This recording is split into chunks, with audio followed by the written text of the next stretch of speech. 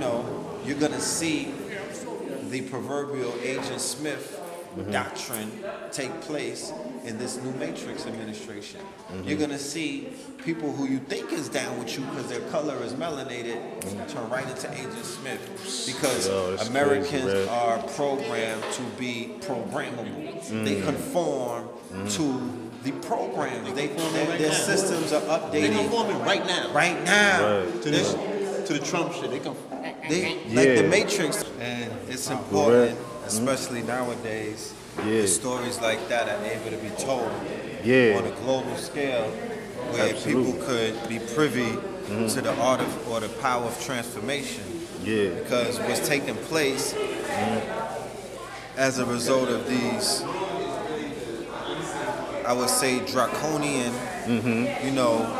mandates, laws, policies, these de facto, operatives, they are taking away the value. They're removing the value. Look at yourself as a stock. One day my birth certificate, I'm a stock. But then the next day we don't understand that you're a stock. And then it's about your stock. Meaning your stock, like I've been saying, it's genetics. What you saw last night was what the ISIS papers told you. It's genetics. You understand? The fear of a black Amor Messiah, the fear of the browning of America. You understand? Meaning that it was a reminder of what? The Dark Ages. Is this not reminiscent of a time of a law? Remember when we were vassals? Remember when we felt the encroachment of the Spanish monarchs in their empire as they began to get emboldened and then they went into crusade mode? This crusade, this war on terrorism is going to take a while. And the American people must be patient. I'm going to be patient. And then they went into Inquisition mode? Somebody needs to put these people, all of these people, Chris Cuomo, we need to start putting them into the robes of the Inquisition. That's the way we need to start looking at these people, because these people, this is the Inquisition, gang. You think that there isn't a Christian Holocaust coming? And then they went into Reconquista mode? So keep in mind, like I've been saying, it's all relative. Okay? It's all relative. So we have to be able to see the light that's inside of one another. Absolutely. Those who are amongst us for a reason. Those who come into our cipher or our lives. You dig what I'm saying? What purpose do they serve? Although you might not see it as the moment, even if they're the antagonist in the story and you're the protagonist, are you utilizing that friction in order to charge yourself and do something? Are you just sitting around, wasting time and energy and space? So what does the adversity do? Adversity allows, niggas to see how much weight they can push. You know what I mean? Right.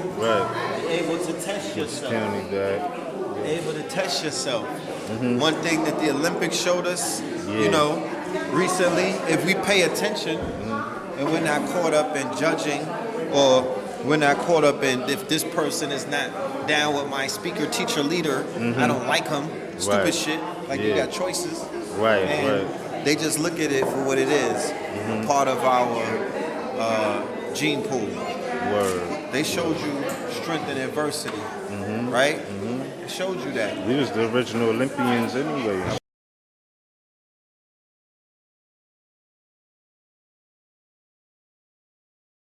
There you go. So when you see that gene begin to wake up to the place where it's undeniable, okay, it couldn't be coincidence, it went beyond coincidence. All of the melanated Moabites, was snatching golds this. Right?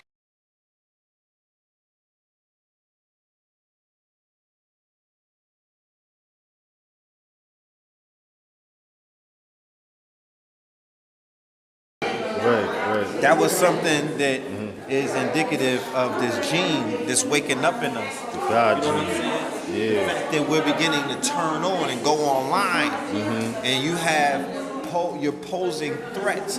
These people study. These people are, charting the stars and all of these other things. They're waiting for They're looking for markers. These are evangelical Christians whose purpose, along with other groups of imposters, is to perpetuate what? The movie, the story. That's a script that they're following. They're following a script. Everybody's on board. Absolutely. They play the antagonist and the protagonist. You say, oh, it's the Illuminati, they sold out. I'm saying that they work off of the law of duality. They're following certain kind of laws. You were exposed to the inner workings of their inner circles. Surface. Hillary Clinton is right. We are stronger together, but we are stronger without Hillary Clinton. We can never be together as long as we have a divider-in-chief in our president, Barack Obama, supporting this woman who's got the FBI crawling all over her. I think that's more important than trying to link Donald Trump to the KKK. How about she's under federal investigation? How about this spirit cooking we're watching in the WikiLeaks? How about this child sex trafficking rings we're reading about in WikiLeaks? That's far more important as to Mrs. Clinton than the KKK. Theories is not what we need in the last 48 hours. She's a closet racist. We're going to have so much time for both of you over the next week. She's out the closet now. Okay, Brunel, we got to go. Thank you so much, ladies, for joining us. During the motherfucking surface, nigga. Because she really got away with other emails. How about that? This is the shit that they fished. Let me see if I can put that in South Carolina terms that I can understand. If she said that you already had 90 to 95% of her emails before she ever returned them, that ain't true.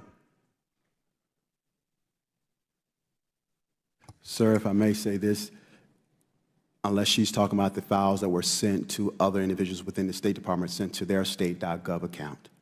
Well, how does that capture personal-to-personal emails? And how about the 14,000 that she didn't turn over? Did you have those? Again, sir, what you're talking about here. Oh, I understand her position. Yes, sir. The fact that I didn't keep them doesn't mean that whoever I sent it to didn't keep it. I get that. What if it's private to private? How are you supposed to have Sidney Blumenthal's emails if it's private account to private account? How do you have that? This is what they were able to fish up. They scratched the surface. Accusations came and niggas didn't go digging. How about this spirit cooking we're watching in the WikiLeaks? How about this child sex trafficking rings we're reading about in WikiLeaks? No Tomb Raider, no investigations. Niggas didn't pierce into that. Like how them niggas will shovel into your shit. Right. Yeah. How they'll sentinel your shit. Go right through it. Yeah. Nobody went all the way in, so you just got the surface. Just the surface. It's just the surface is dealing with sex rituals. How about this spirit cooking we're watching in the WikiLeaks? How about this child sex trafficking rings we're reading about in WikiLeaks? A cult, like I said, I told, this is my I told you moment. I told you something. That's Real what they talk. on. So you're dealing with the rim. You're dealing with how did they win the war against the Moors? Is that one me right there? Huh? Is that one me right there? Or you already put me in the bag. Oh damn. Yeah.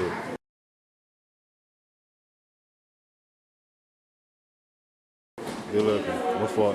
So yeah, that's what they doing. They are tapping into everything that they tapped into, throughout history in order to remain in a not just in a dominant place, but in a conquering. You know what I mean? Right. There's a memo floating around that speaks about the perpetual war. It leaked, or rather, they leaked it, and it speaks about a perpetual war that's being planned. It's being not only planned, but it's being forecasted by people in high places, such as I believe it's the NSA and some another organizations. Don't quote me exactly, but it's coming out of the top administrations. And the Pentagon. Yeah, it's the Pentagon. Got you. So got you. Think Rio, 2016. You saw did you realize what you were seeing? everybody was enjoying the Olympics and celebrating the celebration, you know what I mean? And right behind them was the favelas. Geographically just a stone's throw away, the poverty entrenched in the city's infamous favelas is half a world away in terms of lifestyle. These are the favelas that Games organisers don't want the world to see. Just days out from the opening ceremony, and they're in the process of demolishing hundreds of these homes that quite literally back onto the main Olympic site. That's it that you'll make out in the distance over there. But it's what's in the foreground that is the real concern for organisers. Favelas like this, their fear is that they will become an embarrassing blight on the landscape as the eyes of the world focus in on Rio. Nearly 1,000 people here in Villa Autodromo have had to pack up their modest belongings and move out because of these forced evictions. Walk through this demolition zone and you see remnants of the shattered lives. Maria de Pena is another whose humble home is set to go. Is it fair that they're bulldozing everyone's houses around here? No, it's not fair because everyone has the right to have a home. It doesn't matter if they are rich or poor. Ligia Batista is from Amnesty International. The municipality authorities were pretty aggressive with the families. They didn't show anything that could really prove that it was necessary for these evictions to take place. So we think it is unfair. By the Brazilian government's own modest estimates, the total number of people from various favelas to be forcibly removed from their homes is now approaching 20,000. It goes some way to explaining why the Olympics are proving to be so unpopular here in Rio de Janeiro. The most recent poll found that 2 out of 3 Brazilians believe hosting the Games will do the country more harm than good. They should feel special about being Brazilian, about the Olympics, but actually those families, I believe that they don't like the Olympics anymore. The spirit of the Olympics is not anywhere in here. Think Rio 2016. You saw did you realize what you were seeing? Everybody was enjoying the Olympics and celebrating the celebration, you know what I mean? And right behind them was the favelas with wild suffering, all kind of Hunger Games taking place, all kind of, you know what I mean? It's just a total opposite. And everybody was cool with that. Right. They still was managed to make that shit look cool. You know what I mean? So they're planning an urban war that is gonna last about 100 years. Word. Called the War of the Slums. Hey, globally, not just in your hood, my nigga. Right. Globally. So I see the trappings, and I definitely see the groundwork, and I definitely see how it's being played out. Brexit. The Brexit role, Russia's role, Syria. So biblically, what do they say about Damascus in the Bible and Syria? How does that tie into their messianic? Okay, their messianic doctrine. Right. Because everybody has one. Absolutely. What the fuck? How does your shit look like? Like, where you at in the race, brother? Right. It's a race. Absolutely. And they're racing. And they going full speed because it's not how you start the race, it's how you finish it. It's how you finish it. Well Niggas said. need to get out the past. No doubt. You know what I'm saying? Now let me ask you this. That same thing you was talking about, this perpetual war that's playing. What do you think? Now I know you said that, you know, whether it was Hillary or Trump, these are two different wings of the same bird, right? I kind of see it like this. If Hillary would have got in, the war would have still been on because we've been in the war. But I think with Trump, me personally, I think with Trump, it's going to be more of an in-your-face, this is what time it is. At the age of 12 years old, I shot myself. I was in the house. Police knocked on the door. I was right there. They knocked the door down. Everybody jumped over my body to go get the guns and drugs and whatever they could find. It took one guy to stop right there and cuss everybody that hopped over me out. Like, what the f*** are y'all doing? They say, oh, no, we was going to see if it, what the f*** are y'all doing? We called the ambulance. An ambulance, do you not see this kid on the floor with this hole in his chest? Say, you drive. Pick me up. Brought me to the hospital. He didn't drop me off at the ambulance and say, you take him. He brought me to the hospital room and made two and stood there and waited till the doctor said he's gonna make it. He said, don't worry, my name's Uncle Bob. He was white as snow. The that hopped over me was blacker than me. Was he a cop? Yeah, he was a cop, and my life was saved by a white man.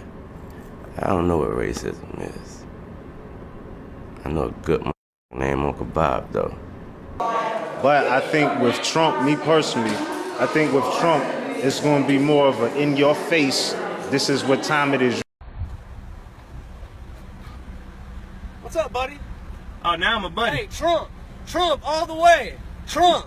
Hey, check this out. A minute ago. Hey, check it out. Now I'm a buddy. No, I got you. Because black lives don't matter. There ain't no proof. Just because you say something don't mean nothing. Wow. Prove it. I appreciate. Hey, check it out. If black lives matter, hey, I'm talking for you. I appreciate it. I gladly appreciate it, sir. Yeah, glad. So black lives don't matter because you got a problem in traffic. No, black lives don't matter. No, the problem in traffic was you were right behind me, sped up and drove around me, jumped in front of me and made me slam on my brakes at a light. That makes you a nigger. Oh, that proves, check it out, that proves that black lives don't matter. Hey, no. If you have a side, if you have a subject, you tell me why black lives matter. Because people say so? You tell me why, how. You know what matter means? Is something that makes a difference. And let me tell you something. Hey, check it out. Martin Luther King. Black lives didn't matter. Black lives didn't matter. Hey, Martin Luther King died for a purpose. And you know what? You need to watch the very first episode of Boondocks, because he walks around ashamed of the people with the flat bill hats like you and the people that can't even keep their pants up. Really? Yeah, you put it on Facebook. I don't care. I don't care. Look at me. You're a punk that lives off social media. I don't even have a social media account. You know why? Because white lives matter. Do that. I appreciate you sharing me your life story, sir. What life story? Hey, let me handle this. Be a woman. What was my life history? Was there anything of anybody's past? Or are you just another nigger that doesn't understand anything? Apparently you teach me about I'll teach you anything. I'll teach you anything. Teach me a little bit more about black people. Black people were bought by a contract, and we got ripped off because y'all should have got returned when there was evidence and proof that y'all couldn't do anything. So because y'all live off welfare. No. Let me answer your question, nigga. You already know what time it is. That's why I prefer him, because he. You know what I mean? This is the sickness. He letting them know. This is the sickness in our people. Yeah. Niggas is already in your face. Right. And you can't take those hits. Yeah. Stop that shit. Right.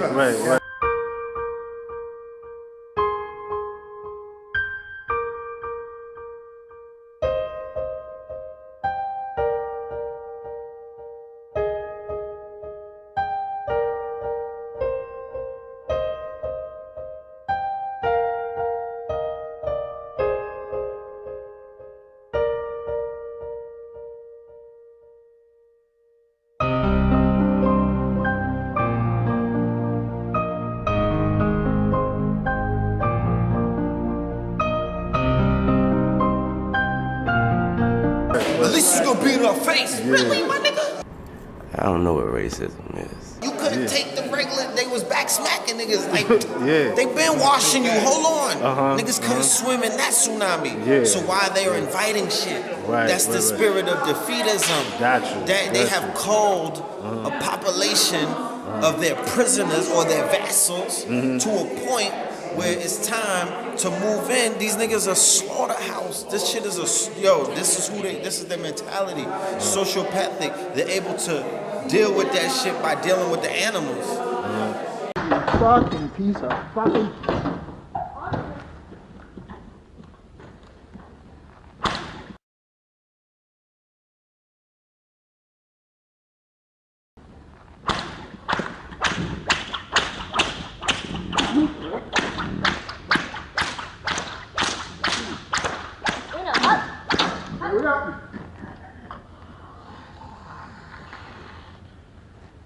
Fucking get that shit. You Fuck you, Bruce Lee. Okay, well, so he's prepared to go to more trouble to not do it. And that's why I got on him as hard as I did. Yo, this is their mentality. Sociopathic. They're able to deal with that shit by dealing with the animals. Okay, you want to fucking go on the ring curb? Okay, so I want to drive his head towards you. Yeah. So that's what we do. All right, enough. Because I like hitting him in the face, and the paws were to get the paws off the floor. And with the beauty of the paws being on the rock, when you hit him, it's like a vice. Yeah. Right? So it doesn't do that, it does that. It stings more. Sit. But here's the problem at the end of the day. If we had been running a videotape the whole time we were here, and we did a 45-second montage of the times I struck this animal,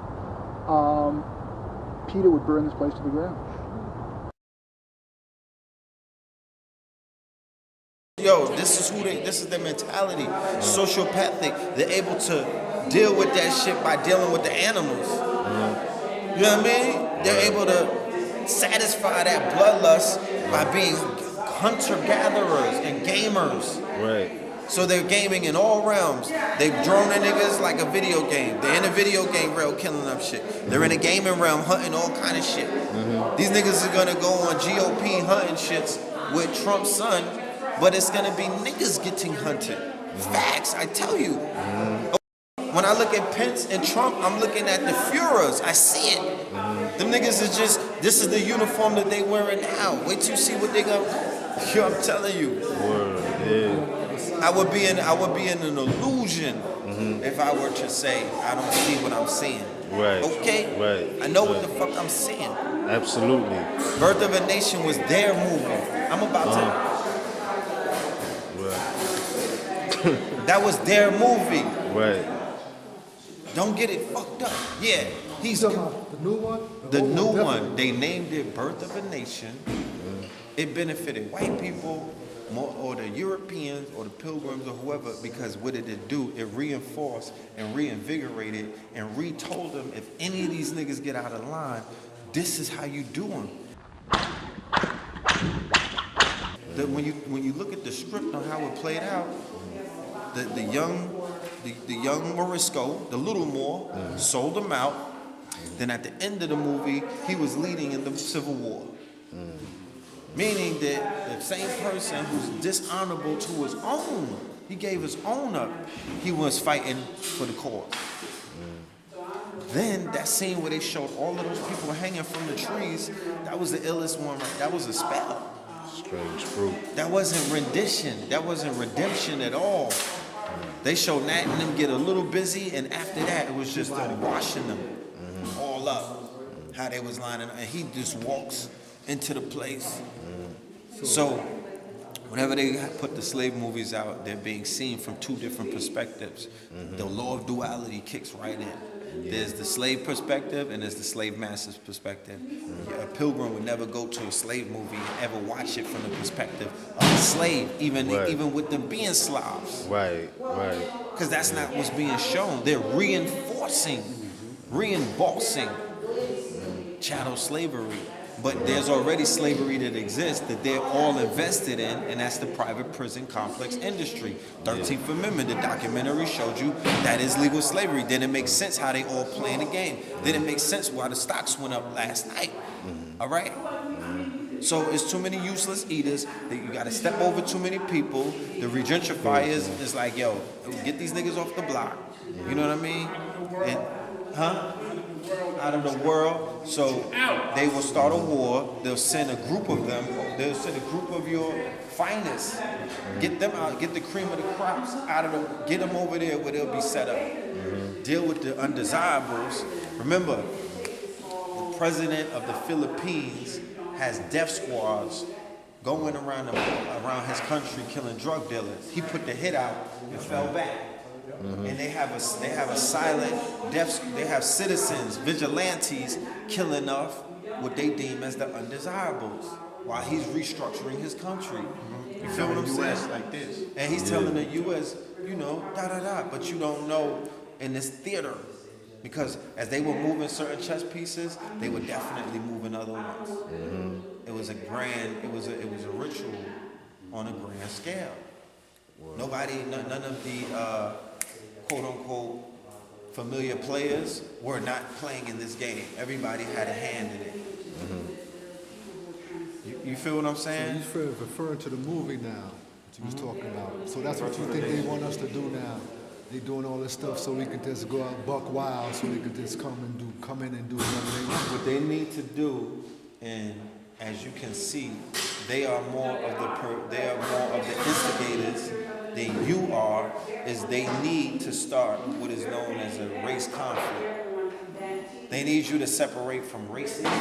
They need your hip-hop influence that's over their children and their daughters and their uncles and everything. They need to break that away.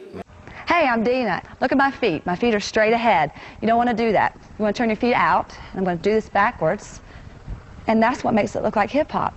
What this is with hip-hop is everything's down low. It all is in a plie. I think the first thing that you need to know about hip-hop, it's all about your posture.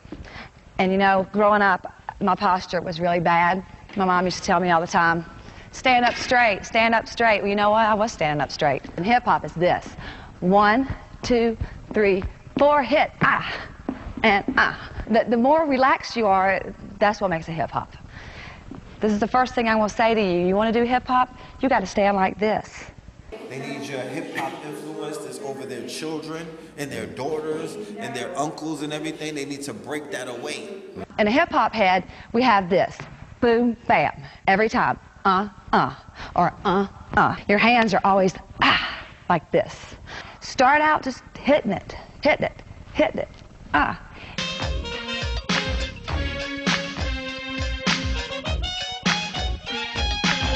This is what we call popping. Straight. Straight. I went to this club, right? And they had no baggy pants and no sneakers. That was wild. I didn't know what to think about that. They need your hip-hop influence that's over their children and their daughters and their uncles and everything. They need to break that away. I took some of this from an African piece. In the African piece,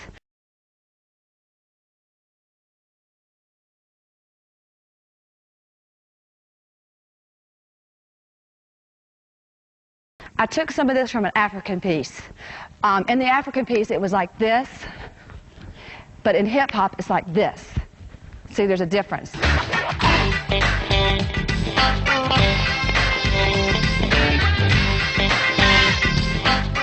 This is me. This is how I am. This is a lifestyle. This is it. They need to cause a wedge in between that so they'll focus on what it is that they can focus on the most, and that's inferiority versus superiority based off of their systems that they have constructed and created to push that thing. And if you inside of that matrix, shit, they're like, we got 98% of you. Who cares? Who the hell cares about you smart Negroes? You know what I mean? Right. Who cares? We got the rest of them. So that's what's taking place. You know what I mean? Real talk. On levels that, you know, you're going to see the proverbial Agent Smith doctrine take place in this new Matrix administration. You're going to see people who you think is down with you because their color is melanated turn right into Agent Smith because Americans are programmed to be programmable. They conform to the programs. Their systems are updated. They're conforming right now. Right now. Right. To the Trump shit. Like the Matrix, them niggas is fitting that shit. And whoever he point at in his next speech, or the one after that, whoever he points at, the Pokemon, whoever he puts on that Pokemon capture screen, that's who they gonna go for. So whenever you want to study this, study brown shirts.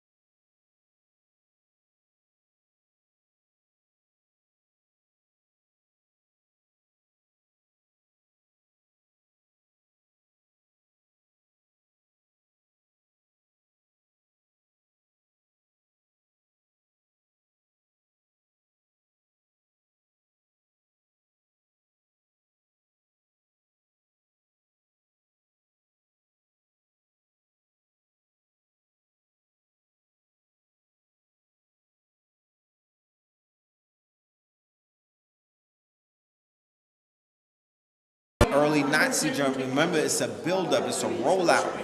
Okay? Study that. Because he had the whole niggas in red hats. They said we're red. They went so hard on the blood moon shit, the whole country red. What are we doing to keep this election from being stolen? What can we do to prevent election fraud? I propose that all Donald Trump supporters wear red on Election Day. On November 8th, when you head to the polls to vote Donald Trump, be decked out in red. This way, just as we dominated in rally turnout, we can prove and provide the optics that we also dominated in voter turnout. Wear red on Election Day and make America great again. They went so hard on the blood moon shit, the whole country red.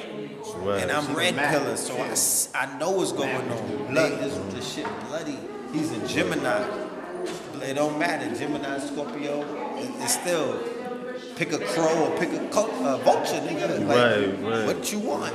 So all I'm saying is this, because I know I hope nobody already, took themselves off the fucking planet by now. Don't get scared. Yeah. Going back to adversity, going back to the fact that, yes, if we woke up in a Hillary's world, a Hillary administration, it would still be okie-dory, you know what I mean? People would have been lulled further to sleep. There would have been some opiates being passed around. Some of our sisters would have assumed the role of president everywhere that they go. And that's a beautiful thing. We want them to assert themselves. But then they probably would have been tied into this lady as if she's one of them. Okay, she procreated and had a little lizard. She's a grown lizard, so she's part of the genus of things that can procreate. She's not like you, sister. Right. And she's DAR. And she's DAR, and they all together. And then the shit came out where they are related. So he is. Once I saw that article, and then when the AI, who didn't get any presidents wrong, was hitting him. Two of them hit him on the head. Bing, bing. I was like, oh nah, they're going in. Think Antichrist. Okay, go into your scriptures. Think Antichrist. Think Revelations. Think Damascus. Think World War III. Think the bear. Think the eagle. Think it all. Because evangelical Christians and the Khazars and Ashkenazi Zionists, the protocols, along with the cool preachers who are down with the program, along with the Roman Catholic Church, are they're carrying out the story. I didn't see Tom Hanks in the movie, but I know that they were taking it there. Yeah, Infernum, they were taking it there. They're not So. Tell you certain amount of those movies. They ain't gonna never let you know the skin color you want. They're gonna make it all white. As the Moors rise up, as the Moors make themselves known, as the Moors begin to put the pressure, on the corporation, and demand that they begin to acquiesce to treaties and things of that nature that they signed and they are, responsible, they're bound to. You see Standing Rock play out, right? You see the conflict at Standing Rock play out. It's all theater. It's all a story. It's all telling you a story. You saw Oregon with the Bundys play out too. The board acquittal is a blow to government prosecutors who tried to argue the Bundys and 5 of their followers conspired to use force and threats of violence to take over the Malheur National Wildlife Refuge back in January. For the other side, the defense and their supporters, it's a huge sigh of relief and elation, but some have yet to be set free. They're gonna go home. They're gonna go home to their children. I know. It's divine. We won, right? I feel awesome. People still care about our country.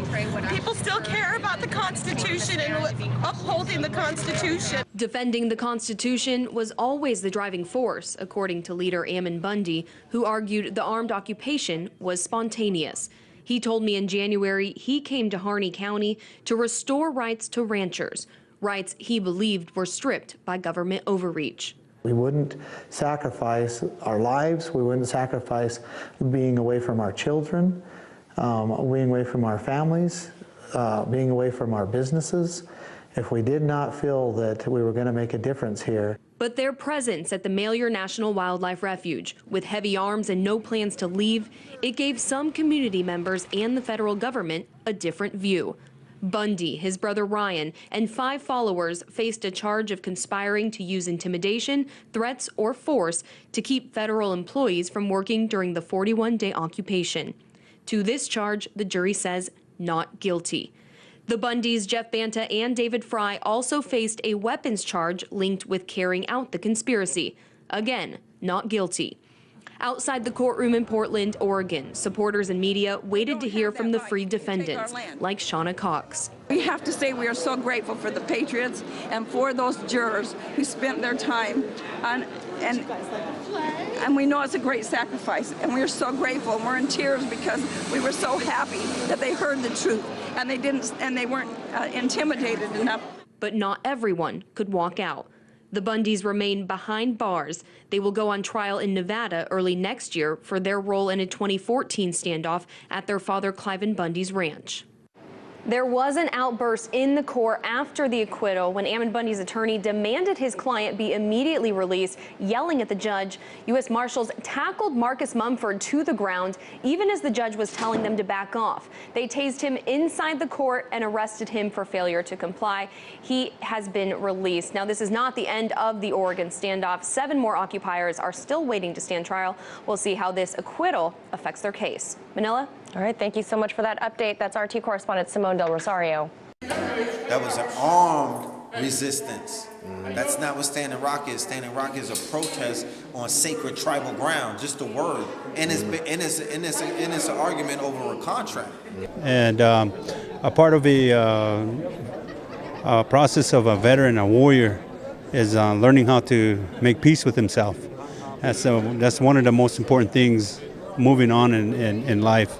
But to be amongst all these beautiful people, these veterans that came out for the call, when the call went out, was profound. And to see them here and just to be a part of this movement it's very emotional for me. And let's keep it real for a second.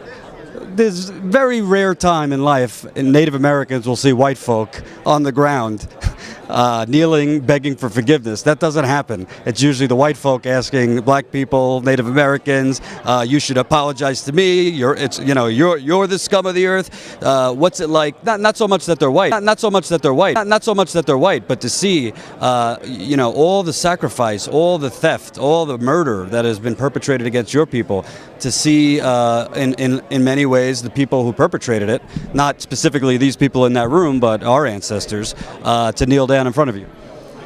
I believe that for people to do that, they truly feel and hear the truth of what has happened in this country and the atrocities that happen in this country. And people to do that, like I said, it takes true courage. That's a true warrior doing that for his ancestors, to make it right here in this life for his generation to come, or he or she's children generation to come, and to hold forth that oath to this great nation, and to hold forth that oath to this great nation, and to hold forth that oath to this great nation. And it's very humbling to see.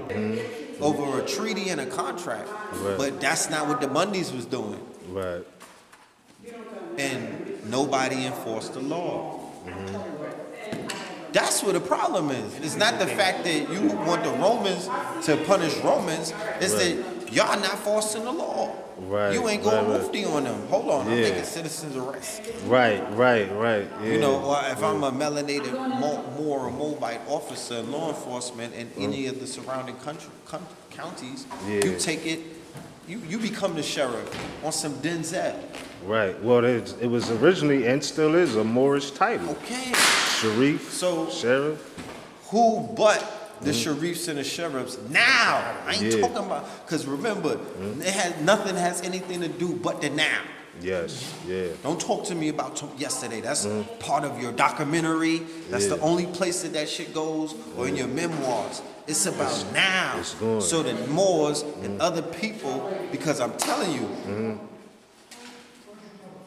I know niggas is trying to put their feathers on eBay. Okay? I already know it. Why? Because Trump So is these up. these numbers that all of these organizations have, it's time for the nation to rise. It's time for the temple to rise. It's time for all of these nations. There's no excuse, not out of fear, but out of seeing your signs. You niggas don't see the sign. Right. I gotta help you with that too. Right. Huh? Right. Yeah. I got like 4 occupations when it come to you.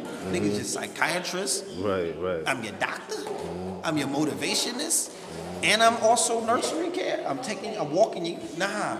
Right. We should be able to see the signs. So the signs call for but unity or die. That's what the signs call for. Unity or die. That's the bottom line. All right. Man, that's real talk, Pill. I think that was a well-rounded double dosage of the pills.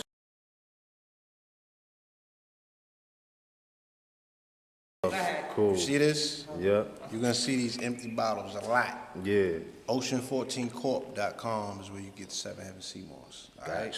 That's Peace, love, and peace. light, y'all. Peace and love, man.